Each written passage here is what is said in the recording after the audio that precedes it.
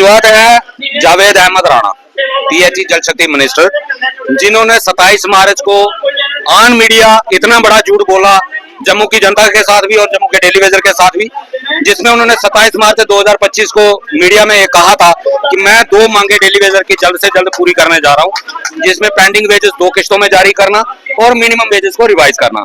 लेकिन 2.5 महीने बीतने के बाद जब टेलीविजन को कुछ नहीं मिला तो मजबूर होकर पीएचई एम्प्लॉय यूनाइटेड फ्रंट आज फिर एक बार सड़कों पे आपको नजर आया।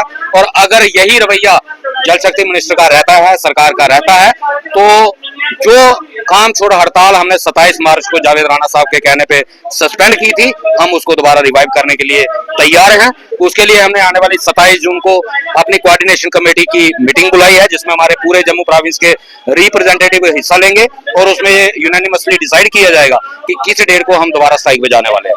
क्या कहेंगे, जिस तरह से इन्होंने झूठा आश्वासन दिया था और कमेटी भी बनाई थी, हर बार ये जब भी आपकी कुछ डिमांड्स रहती तो उसके बाद ये कमेटी बनाते हैं और झूठा लॉलीपॉप हाथ में देते हैं। मैम, ये मुझे लगता है कि इससे शर्मनाक बात इनके लिए कुछ होनी नहीं चाहिए।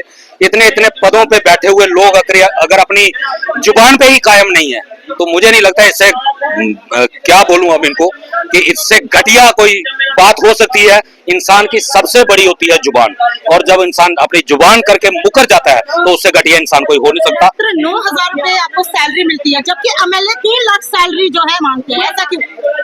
मैम, वो हीरे मोती खाते हैं, हम दाल चावल खाते हैं, फर्क इतना ही है। और कसूरवार भी हम ही लोग हैं, हम ही इनको पहुंचाते हैं सत्ता तक, हम ही इनको चुनते हैं।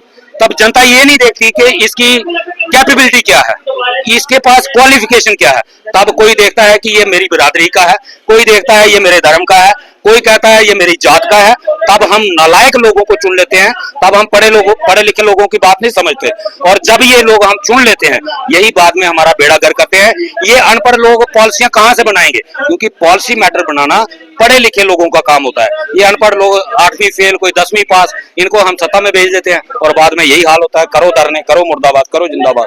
ऐसा क्यों है कि पढ़ा लिखा नौजवान सड़कों पे है और अनपढ़ जो है सदन में बैठे हुए हैं? मैम, ये जनता की बेवकूफियां हैं, क्योंकि हम लोग डेवलपमेंट के नाम पे वोट नहीं करते, हम मुद्दों के ऊपर वोट नहीं करते। हम वोट करते हैं धर्म के नाम पे, हम वोट करते हैं जात के नाम पे, हम वोट करते हैं बिरादरियों के नाम पे।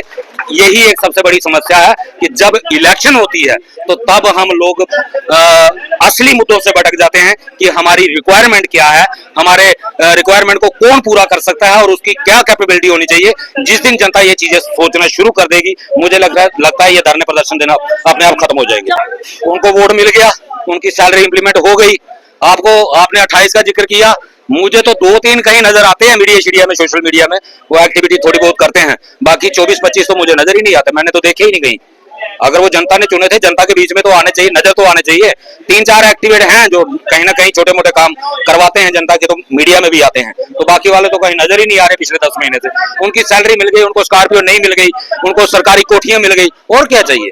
वो अपने लिए आए थे, अपना उनका सिस्टम चल रहा है। या फिर ऐसा है कि जो एमएलए लोगों के मुद्दे उठाता है उसे महराज मलिक की तरह पीटा जाता है? नहीं मैम, महराज मलिक भी लोगों के मुद्दे नहीं उठाता। ये आपको गलतफहमी है कि महराज मलिक लोगों के मुद्दे उठाता है। अगर डेली वेजर आज या पेंडिंग रह गया ना, तो वो महराज की भी उसमें कसूरवार है। महराज मलिक को थोड़ा सा पेशेंस रखना चाहिए। लास्ट 7 अप्रैल को जब 3 दिन की असेंबली लगनी थी ना, प्राइवेट मेंबर बिल को मंजूरी मिल चुकी थी, लेकिन महराज के शोर शराबे की वजह से डेली वेजर का रेगुलाइजेशन का बिल असेंबली के अंदर पेश नहीं हो पाया। और क्यों? क्योंकि नया खिलाड़ी था, बाकी वालों ने गेम खेला, इसको पुश कर दिया, इसने शोर शराबा कर दिया और उनको मौका मिल गया। बेवकूफी की हद होती है। बीजेपी धरने पे बैठी थी डेली वेजर के इशू के लिए, तब महराज मलिक को चाहिए था कि ठीक है, आने दो असेंबली के अंदर बिल। वहीं पे बीजेपी का असली चेहरा सामने आ जाता कि बीजेपी डेली वेजर के हक में है या डेली वेजर के खिलाफ है। तो आप हर मुद्दे पे हंगामा करते हो, पार्लियामेंट की डोमेन में आप असेंबली में हंगामा कर रहे हो। यार क्या कर रहे हो आप लोग? थोड़ा सा पेशेंस रखो। नेतागिरी तैश में आके नहीं की जा सकती, इतनी उसमें एग्रेशन में आप नेतागिरी नहीं कर पाओगे। आपकी मंशा ठीक हो सकती है, मुझे कोई डाउट नहीं, आप जनता के बड़े अच्छे मुद्दे उठाते हो, लेकिन तरीका आपका गलत है। सियासत नाम क्या है? सियासत। सिया का मतलब होता है काला और सत का मतलब होता है सच। काला सच जो जनता को दिखाया जाता है वो होता नहीं है, ये जानबूझ के ये मैनिपुलेट किया जाता है ताकि हमें पब्लिक को जवाब न देना पड़े। असेंबली का 3 दिन का सेशन बर्बाद जानबूझ के करवाया गया, उसमें सरकार भी शामिल थी, विपक्ष भी शामिल था और मोहरा बनाया गया महराज मलिक को। मोहरा बना महराज मलिक। उसको शोर शराबा करने के लिए भड़काया गया और उसने शोर शराबा किया। लेकिन कहीं ना कहीं उन्हें भी दिमाग से काम लेना चाहिए, आखिरकार वो प्रेजेंटिव एमएलए है। मैंने यही कहा। उनकी जो रफ लैंग्वेज है उसकी वजह से उनको उंगली मैंने यही कहा कि उसको एग्रेशन पे कंट्रोल करना चाहिए और पेशेंस, नेतागिरी में जिसके पास पेशेंस नहीं है वो नेता नहीं हो सकता, वो नेता नहीं हो सकता।